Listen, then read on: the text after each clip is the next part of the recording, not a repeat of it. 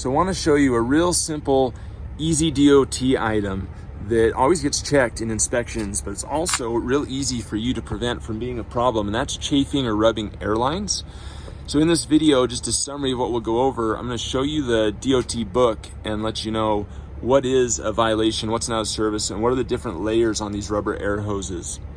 And then we'll also look at knowing what a violation out of service is. What do you expect? What are you going to look for?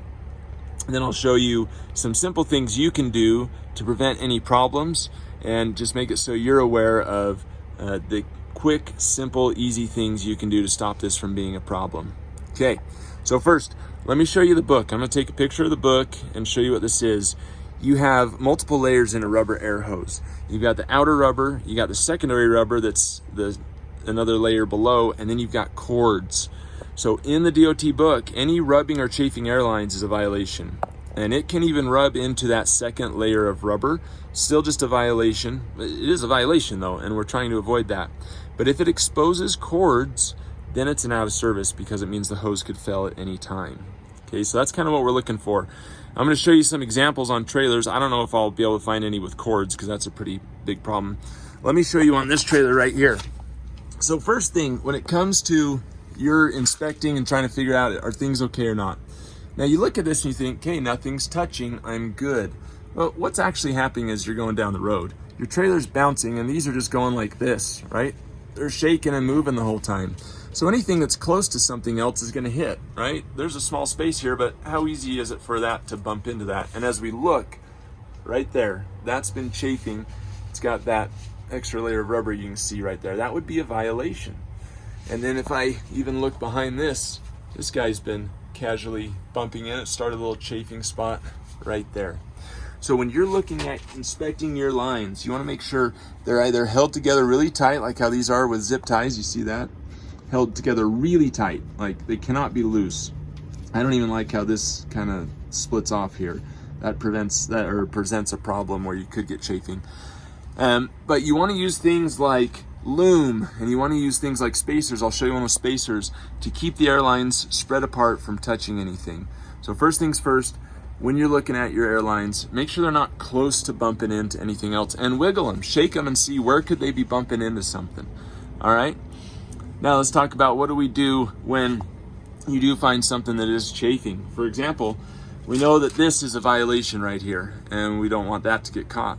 Well, the good news is you don't actually have to do anything about this because cords aren't being exposed, but you do need to hide the fact that it was once chafing. So what I like to do is get some plastic loom, or you get some radiator hose, or whatever you want, just something to provide a barrier. What I love about this stuff is it's cheap and it easily slides on. Now I'm gonna slide this on. I'm gonna set my phone down real quick so I can use both hands, and I'll show you what I did here. Okay, I just slid on that loom. You can see that I put it on the hose. Now these things, they actually seem like they're on there pretty good, but they will move with the vibration of the trailer. So you just take a zip tie, put the zip tie around it, and you zip tie it down. I'm not gonna do that just at this moment because I need two hands for it. So that's option number one. You can do that with hose, you can do that with loom. I need to do it here, and I need to do it here. I also recommend that you just do it on both sides, because like what if it starts rubbing over here? Put some loom on there, and then zip tie them together, because then you got plastic on plastic, not hose on hose, and that will hold them together and less shaking, and you'll be totally fine. The other nice thing is that it covered that rub spot, so now an officer can't see it. That's another benefit of doing this, is because it looks like the problem's been resolved. You can't tell that it's been chafing under there, and you don't have to worry about replacing a hose. All right, let me show you another trailer. We are at another trailer. This one looks a little gross because I spilled some road oil on it, but it's a good example of spacers. See all these spacers? You can get these at truck stops, super cheap, super easy, and you just clip, put them on. They keep everything spaced apart, and they keep everything real rigid, you know, and then you can kind of, this one's kind of got a chain up here, but as you do that, between zip ties and spacers, you can really make things pretty solid. And see how that goes all the way back there. Everything's kind of spaced apart or zip tied together. So again, you grab something like this, shake it, see where it could be moving. Oh, look right up there. Those two hoses, I bet we've got a chafe spot under there where those would have been rubbing. So we got to look there. And even right here, see this? I'm trying to show you, there is a chafe spot where this has been hitting right here. That's just how annoying this can get. So I should get a spacer and put one here so it holds these two apart. That's how you can use spacers.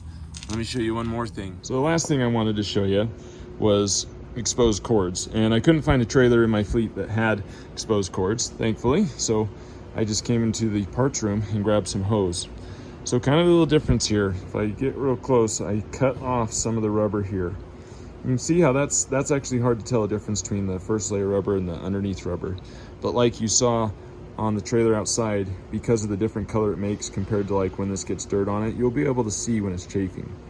And when you've got cords, this is what the cords are. Just the string that's within the hose. It'll look a little different when it rubs into cords on your trailer because if it's chafing, it also chafes the cords away. So you'll kind of just see the ends. So when I did this one that dig deeper, you'll see like ends of cords sticking out. That's usually what you notice when cords are exposed, is you'll just see little bits of cords poking in around the edges. And also you'll notice that if you're like kind of look at the hose from the side, you can see a significant amount of material is gone. And that's how you know it gets rubbed pretty deep. All right. Hopefully this is helpful for you so you can understand how to prevent this. Get some zip ties, get some loom, get some hose, whatever you need to protect your airlines. Wiggle them, make sure they're not going to bump into anything, and you will be safe. You won't get violations or out of service. Well, I hope you found this video really helpful. If you want to, click right down in here. This is the subscribe button. That'll give you more of our helpful videos. And then after that, come over here and click here for more of our videos.